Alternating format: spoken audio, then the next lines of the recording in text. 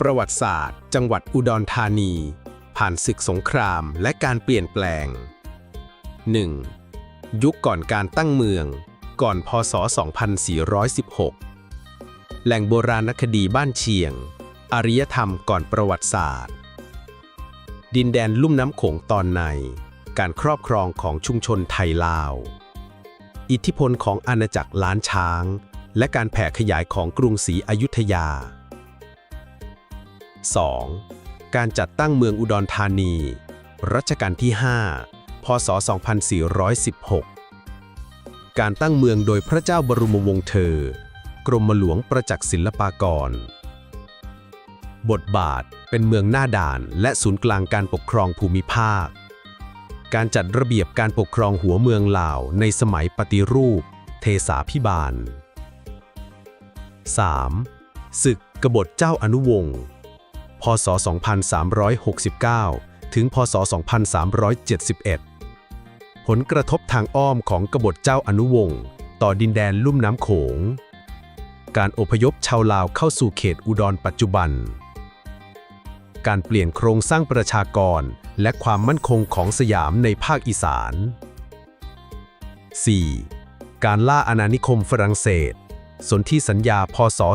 2436 ผลกระทบจากการสูญเสียดินแดนฝั่งซ้ายแม่น้ำโขงอุดรกลายเป็นเมืองแนวหลังสำหรับคุมความมั่นคงการขยายอิทธิพลของฝรั่งเศสในอินโดจีนและการตอบโต้เชิงยุทธศาสตร์ของสยาม 5. ยุคสงครามโลกครั้งที่ 1 และ 2 อุดรในบทบาทเมืองหลังแนวรบการวางรากฐานโครงสร้างพื้นฐานเช่นถนนรถไฟ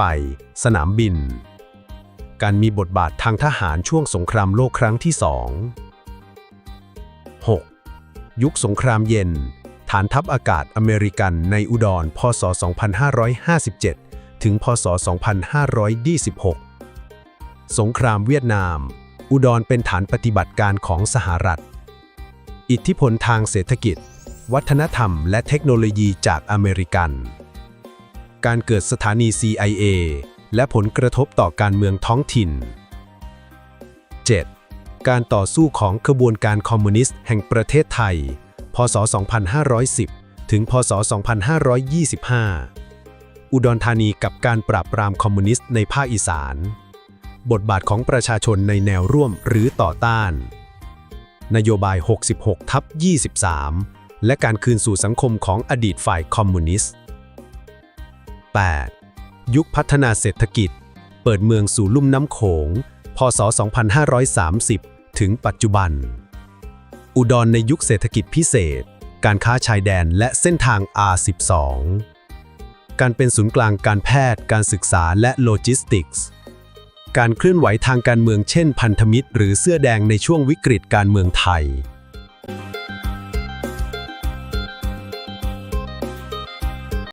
ยุคก่อนการตั้งเมืองอุดรธานีก่อนพ.ศ. 2416 แหล่งโบราณคดีบ้านเชียงร่องรอยอารยธรรมก่อนประวัติศาสตร์ช่วงเวลาโดยประมาณตั้งแต่ราว 1,800 ปีก่อนคริสตกาลถึงคริสตศักราช 200 ตรงกับยุคก่อนโลหะจนถึงยุคสำริดและยุคเหล็กในเอเชียตะวันออกเฉียงใต้ความสำคัญในระดับโลกแหล่งโบราณคดีบ้านเชียงตั้งอยู่ที่อำเภอหนองหานจังหวัดอุดรธานีได้รับการขึ้นทะเบียนเป็นมรดกโลกโดยยูเนสโกในพ.ศ. 2532 โดยถือว่าเป็นหนึ่งในแหล่งอารยธรรมโบราณที่สำคัญที่สุดแห่งหนึ่งของโลกแสดงให้เห็นว่าพื้นที่ภาคอีสานตอนบนของไทยมีการตั้งถิ่นฐานถาวรมายาวนานหลายพันปีและมีความก้าวหน้าทางวัฒนธรรมก่อนยุคของรัฐหรืออาณาจักรโดยใดหลักฐานทางโบราณคดีที่ค้นพบ 1. เครื่องปั้นดินเผาลายเขียนสีแดงลวดลายวนเกลียวคลื่นรูปทรงเรขาคณิตสีแดงสดจากแร่เหล็กธรรมชาติใช้ในพิธีกรรมฝังศพและในชีวิตประจำวัน แสดงถึงความเชี่ยวชาญด้านศิลปะและสุนทรียภาพของผู้คนยุคนั้น 2. เครื่องมือโลหะสำริดเช่น ขวาน หอก มีด เข็ม และเครื่องประดับต่างๆ แสดงถึงความสามารถในการถลุงแร่และหล่อโลหะ บ้านเชียงเป็นหนึ่งในจุดเริ่มต้นของเทคโนโลยีโลหกรรมในเอเชียอาคเนย์ โดยเฉพาะการใช้ทองแดงและดีบุกผสมกันเป็นสำริด 3. โครงกระดูกมนุษย์โบราณ ฝังรวมกับสิ่งของ เช่น ภาชนะสำริด ลูกบัตร หินขัด แสดงถึงระบบความเชื่อเรื่องชีวิตหลังความตาย หลายศพพบในท่านอนตะแคง มีการวางสิ่งของรอบตัวอย่างประณีต วิถีชีวิตและความเจริญทางเทคโนโลยี การเกษตรมีหลักฐานการปลูกข้าวในพื้นที่ชุ่มน้ำใกล้ลำน้ำเชียง การเลี้ยงสัตว์ เช่น สุกร วัว ควาย การทอผ้าและทำเครื่องประดับ มีเข็มเย็บผ้า ลูกบัตร และกำไลแกะสลัก ชี้ให้เห็นว่าบ้านเชียงคือศูนย์กลางอารยธรรมที่มีโครงสร้างสังคม พิธีกรรม และเทคโนโลยีล้ำหน้าเมื่อเทียบกับหลายพื้นที่ในภูมิภาคเดียวกัน บทสรุป มิติ รายละเอียด เวลา 3,800 ปีที่แล้วถึงคศ 200 ความโดดเด่น วัฒนธรรมเครื่องปั้นดินเผาและโลหกรรมสำริด การดำรงชีวิต การเกษตร เลี้ยงสัตว์ มีระบบความเชื่อและพิธีกรรมฝังศพ คุณค่าระดับโลก หนึ่งในต้นแบบอารยธรรมยุคก่อนประวัติศาสตร์ในเอเชียอาคเนย์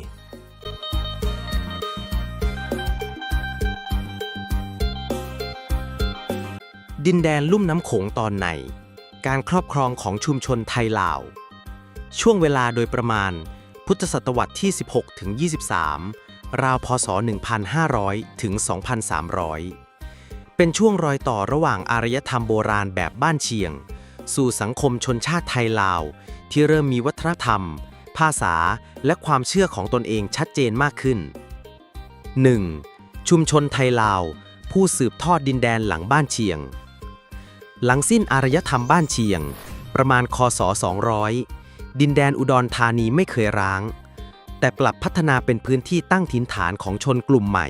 ที่มีต้นตอจากทางตอนเหนือของลุ่มน้ำโขง ชุมชนเหล่านี้เป็นกลุ่มชาติพันธุ์ไทยลาวที่อพยพลงมาทางใต้ในช่วงหลายร้อยปีต่อมา โดยเฉพาะช่วงต้นกรุงศรีอยุธยา พศ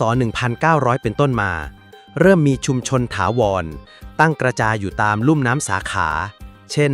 ลำน้ำเชียง ลำน้ำสงคราม และลำน้ำป่าว 2. รูปแบบการตั้งถิ่นฐาน ไม่รวมศูนย์แต่ยืดหยุ่น ลักษณะเด่นของชุมชนไทยลาวในดินแดนลุ่มน้ำโขงตอนในคือ การตั้งบ้านแบบกระจาย ไม่มีเมืองลาวถาวร ใช้แนวคิดบ้าน นา วัด ป่า เป็นศูนย์กลางของชีวิต ตั้งอยู่ใกล้แหล่งน้ำพื้นที่ลุ่ม เพื่อใช้ปลูกข้าวเหนียวและเลี้ยงสัตว์ บ้านเรือนมักทำจากไม้ยกพื้นสูง มุงจาก ใช้วัสดุธรรมชาติ และเรียงกันเป็นกลุ่มตระกูลเดียวกัน 3. ผู้นำแบบท้องถิ่น จากเจ้าโคตรถึงเจ้าเมือง การปกครองอยู่ในรูปแบบกึ่งจารีต คือมีผู้ปกครองที่ได้รับความยอมรับในสายตาชุมชน ไม่ใช่การแต่งตั้งจากส่วนกลาง ตำแหน่งผู้นำมีชื่อเรียกแตกต่างกัน เช่น เจ้าเมือง เท่ากับหัวหน้ากลุ่มบ้านที่มีอำนาจควบคุมหลายหมู่บ้าน หรือเจ้าโคตร เจ้านายท้องถิ่น ผู้นำเครือญาติหรือผู้มีบารมี หน้าที่หลักคือ ตัดสินข้อพิพาท ทำพิธีกรรมทางจิตวิญญาณ และประสานสัมพันธ์กับอาณาจักรใหญ่ เช่น ล้านช้างหรืออยุธยา 4. ความเชื่อและวัฒนธรรม รากฐานทางจิตวิญญาณของอีสาน ชุมชนไทยลาวในยุคนั้นมีความเชื่อผสมผสาน 3 อย่างคือ ผี เช่น ผีบ้าน ผีป่า ผีบรรพบุรุษ พราหมณ์ใช้พิธีกรรมในการปลูกขวัญ เสริมสิริมงคล พุทธแบบพื้นบ้าน ไม่เน้นคัมภีร์ แต่เน้นวัดเป็นศูนย์รวมของชุมชน พิธีกรรมที่ยังสืบทอดมาถึงปัจจุบันเช่น บวชลูกแก้ว บุญข้าวประดับดิน บุญบั้งไฟ และบายสีสู่ขวัญ สรุปภาพรวมคือ มิติ รายละเอียด เวลา พุทธศตวรรษที่ 16 ถึง 23 ประชากรหลัก ชุมชนไทยลาว อพยพจากล้านช้าง เวียงจันทร์รูปแบบบ้านเมือง กระจายตัวไม่รวมศูนย์ มีระบบบ้านนาวัด ผู้นำ เจ้าเมือง เจ้าโคตรผู้นำเครือญาติท้องถิ่น ความเชื่อ ผี พราหมณ์ พุทธแบบพื้นบ้านผสมผสาน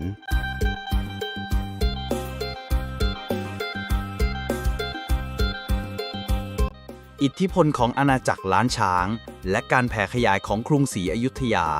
ช่วงเวลาโดยประมาณ พุทธศตวรรษที่ 20 ถึง 23 ประมาณ พ.ศ. 1900 ถึง 2300 1. อาณาจักรล้านช้าง พลังแห่งลุ่มน้ำโขง ล้านช้าง เมืองหลวงเดิมที่หลวงพระบาง ต่อมาย้ายไปเวียงจันทร์ คืออาณาจักรสำคัญที่ปกครองดินแดนลุ่มน้ำโขงตลอดยุคกลาง พื้นที่อุดรธานีในปัจจุบันซึ่งอยู่ทางฝั่งขวาของแม่น้ำโขงถือเป็นพื้นที่รัศมีอิทธิพลของล้านช้างในด้านการปกครองผ่านการส่งเจ้าเมืองหรือขุนนางมาควบคุมชุมชนชายแดนวัฒนธรรม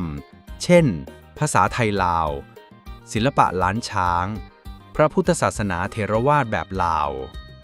การโยกย้ายประชากรโดยเฉพาะในช่วงที่เมืองล้านช้างเกิดสงครามภายในหรือมีภัยคุกคามจากพม่าสยาม 2. ชุมชนอพยพและการตั้งถิ่นฐานใหม่ในเขตอุดรหลายหมู่บ้านในเขตอุดรธานีสมัยก่อนเช่นบ้านเชียงบ้านโนนสะอาดบ้านเชียงพินมีรากฐานจากกลุ่มอพยพจากฝั่งซ้ายแม่น้ำโขงลาวเวียงจันทร์หลวงพระบางการอพยพเหล่านี้เป็นทั้งแบบสมัครใจ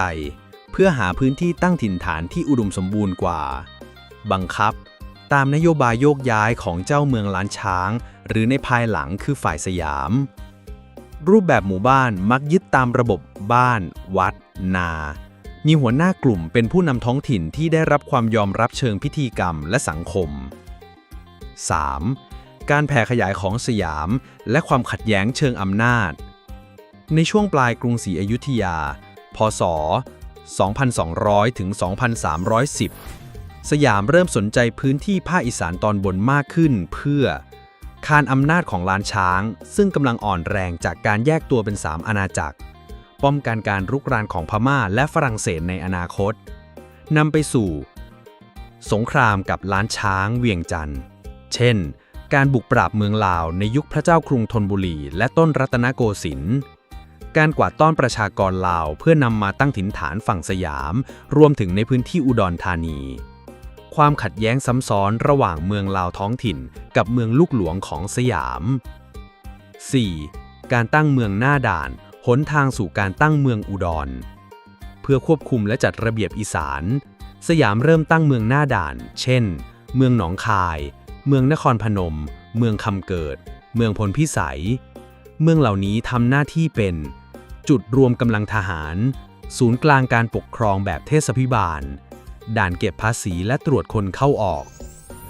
ความสำเร็จของเมืองหน้าด่านเหล่านี้ทำให้เกิดแนวคิดในการตั้งเมืองใหม่ถาวรบริเวณตอนกลางของภูมิภาคนำไปสู่การตั้งเมืองอุดรธานีอย่างเป็นทางการในพ.ศ. 2416 สรุปประเด็นสำคัญหัวข้อหลักรายละเอียดอิทธิพลล้านช้างครอบคลุมด้านวัฒนธรรมประชากรและการปกครองการอพยพฝั่งลาวมาตั้งถิ่นฐานในพื้นที่อุดรสงครามลาวสยามส่งผลให้เกิดการย้ายผู้คนและการเปลี่ยนโครงสร้างอำนาจบทบาทของอยุธยาค่อยๆเข้ามายึดพื้นที่จนจัดตั้งเมืองใหม่เพื่อควบคุมเมืองหน้าด่านหนองคายนครพนมเป็นต้นแบบก่อนตั้งเมืองอุดร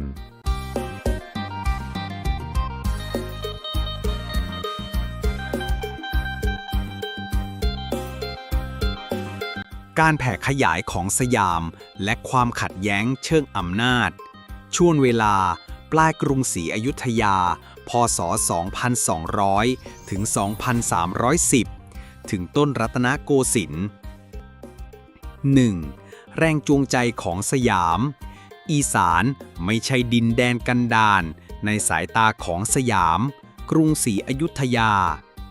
ดินแดนภาคอีสานโดยเฉพาะแถบลุ่มน้ำโขงตอนในเริ่มมีความสำคัญทางยุทธศาสตร์มากขึ้นด้วยเหตุผลคานอำนาจล้านช้างหลังอาณาจักรล้านช้างแตกออกเป็น3อาณาจักรหลวงพระบาง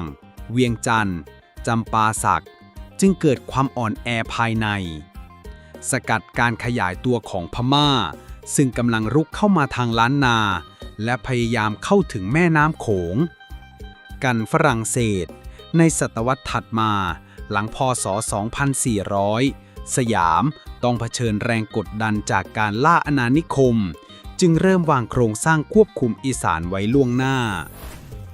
2. สงครามกับล้านช้างเวียงจันทร์เมื่ออำนาจล้านช้างเริ่มแตกแยกสยามจึงเริ่มก้าวข้ามโขงด้วยกำลังทหารช่วงปลายอยุธยาเริ่มส่งขุนนางมาประสานกับผู้นำท้องถิ่นในลุ่มน้ำโขงยุคพระเจ้ากรุงธนบุรีพ.ศ. 2310 ถึง 2325 ปราบปรามเวียงจันทร์และเมืองลาวอื่นๆที่ไม่ยอมอ่อนน้อมมีการกวาดต้อนประชากรลาวขนาดใหญ่ต้นรัตนโกสินทร์รัชกาลที่ 1 ถึงที่ 3 ยังคงเกิดสงครามกับลาวอย่างต่อเนื่องเช่นศึกเจ้าอนุวงศ์พ.ศ. 2369 ถึง 2371 ส่งผลต่อการควบคุมลุ่มน้ำโขงทั้งฝั่งซ้ายและขวา 3. การกวาดต้อนประชากรลาวย้ายคนเพื่อครองแผ่นดินนโยบายสำคัญของสยามในช่วงนี้คือกวาดต้อนผู้คนจากลาวฝั่งซ้ายแม่น้ำโขงเข้ามาตั้งถิ่นฐานฝั่งขวาเช่นในเขตอุดร หนองคาย 101 จุดประสงค์คือเสริมกำลังแรงงานและเก็บภาษีในดินแดนที่ยังควบคุมได้ไม่เต็มที่สร้างเมืองใหม่เพื่อตัดกำลังฝ่ายลาวเช่นเมืองหนองคายเมืองอุดรธานีในภายหลังชุมชนเหล่านี้แม้จะอยู่ภายใต้การปกครองของสยามแต่ยังคงเอกลักษณ์วัฒนธรรมลาวเช่นภาษาประเพณีและความเชื่อ 4. ความขัดแย้งซ้ำซ้อนลาวสยามท้องถิ่นสถานการณ์ในอีสานช่วงนี้มีความขัดแย้งซ้ำซ้อนหลายระดับระหว่างเมืองลาวท้องถิ่นกับอาณาจักรสยามเมื่อสยามพยายามรวมอำนาจจึงผู้นำท้องถิ่นไม่ยอมรับเจ้าแต่งตั้งจากกรุงเทพ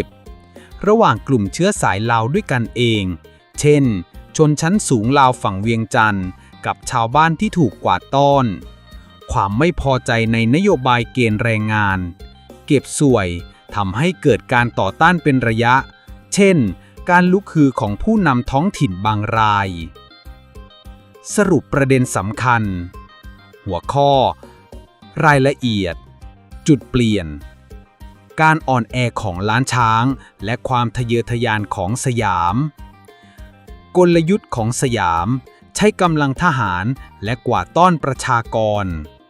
ผลกระทบเปลี่ยนโครงสร้างประชากรของอีสานฝั่งขวาแม่น้ำโขงความขัดแย้งระหว่างท้องถิ่นเวียงจันทร์กรุงเทพ